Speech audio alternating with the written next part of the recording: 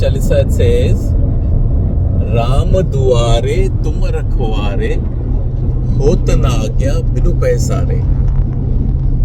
That at the doorstep of Lord Rama, at the doorstep of merging with God, sits Hanumana, the icon of devotion, of bhakti, of extreme love for God, where every thought, every word, every action is devoted for the Lord.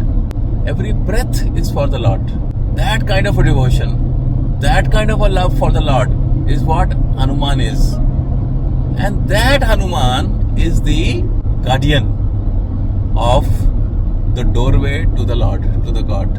And that is the trick for entering into the realm of God. Without, they say, the approval of Hanuman, you cannot enter the home of God. What does that mean? Without that devotion, without that love, you cannot enter into the realm of the Lord.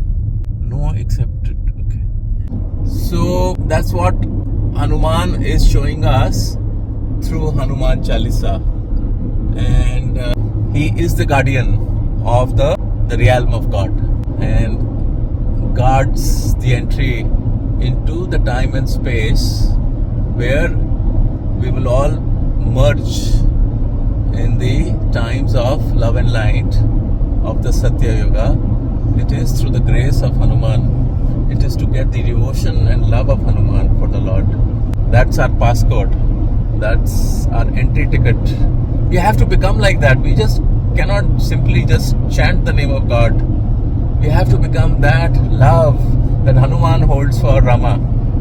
That love that for God. And Rama means all the higher self, whatever name it may be.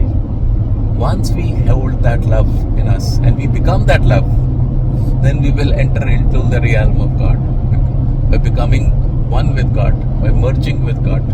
And those are the times that are coming forward. So we must step forward and be that and become that. It's no longer about listening. It's no longer about talking. It's about becoming and being that.